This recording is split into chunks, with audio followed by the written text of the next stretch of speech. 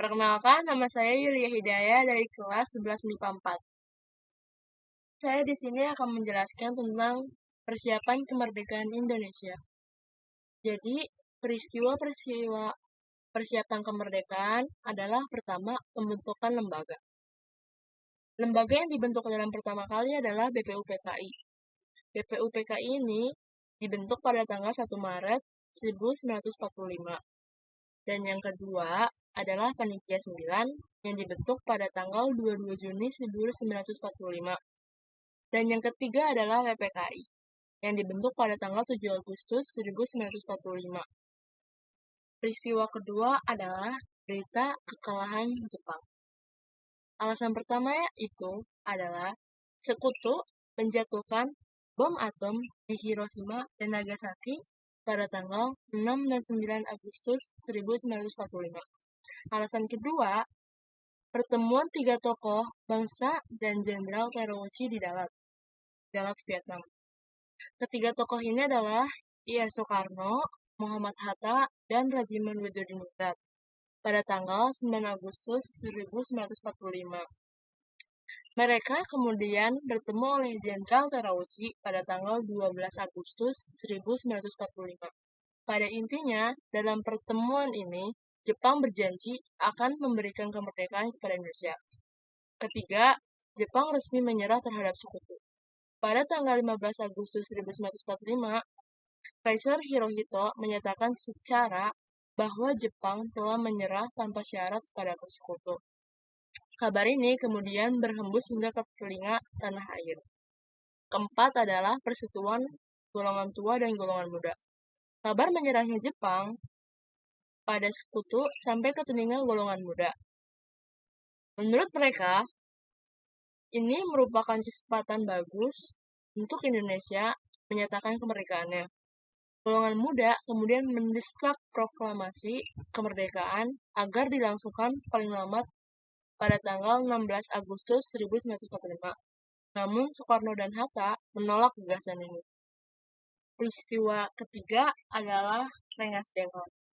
Karena Soekarno dan Muhammad Hatta meminta para pemuda untuk sabar dalam mengumumkan proklamasi, Soekarno dan Muhammad Hatta pun diamankan ke Rengas Dengklok, Jawa Barat, oleh para pemuda. Mereka dijemput pada tanggal 16 Agustus pada pukul 4.30 WIB oleh rombongan golongan muda. Sementara itu, di Jakarta akan dilaksanakan rapat oleh anggota PPKI di Gedung Cuesangin. Ahmad Subarjo yang saat itu mencari keberadaan Soekarno dan Muhammad Hatta pun diberangkatkan ke Rengas Dengklok untuk bertemu dan berunding dengan mereka. Akhirnya, Subarjo berjanji dengan jaminan nyawa kepada golongan muda bahwa proklamasi kemerdekaan akan diumumkan keesokan harinya selambat-lambatnya pada pukul 12 WIB. Dengan jaminan itu, Soekarno dan Muhammad Hatta kembali di Jakarta.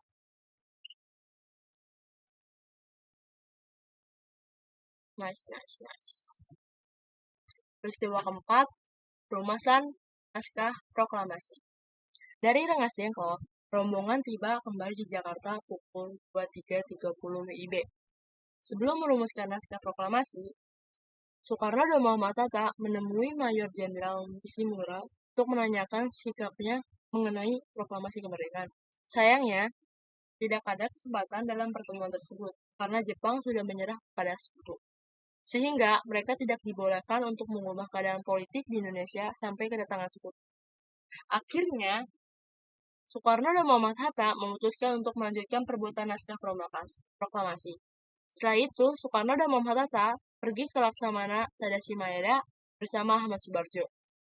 Teks proklamasi itu kemudian diberi saran dan sedikit perubahan oleh Soekarno dan diketik oleh Sayuti Melik.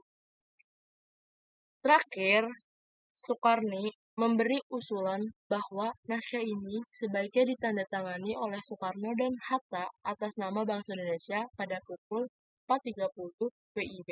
Konsep naskah selesai disusun.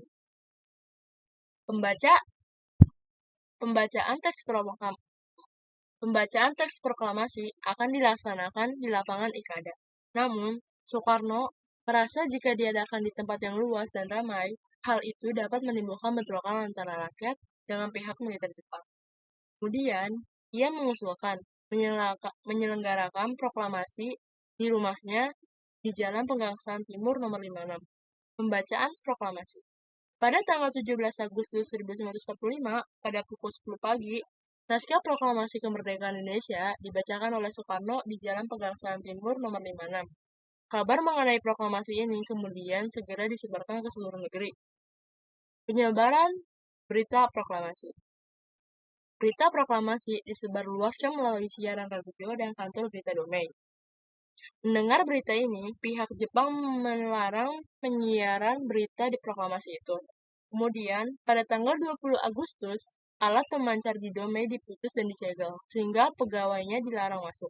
Tanpa kehilangan akal, para pemuda kemudian membuat alat pemancar baru yang kemudian diambil dari alat-alat pemancar dari kantor berita Domei. Alat pemancar ini dibawa ke Menteng dan berita tersebut segera disiarkan ke seluruh Indonesia. Selain di radio, penyebaran berita proklamasi dilakukan lewat pers dan surat selembar. Hampir seluruh harian Jawa pada 20 Agustus 1945 memuat berita proklamasi dan Undang-Undang Dasar Negara 1945. Wah, untung para pemuda tidak kehabisan akal ya.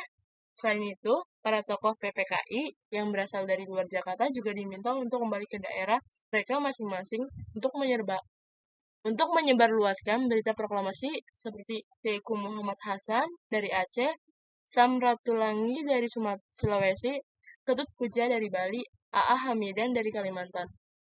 Jadi, itu adalah penjelasan tentang persiapan kemerdekaan Indonesia. Bila ada kata-kata yang salah, mohon maaf.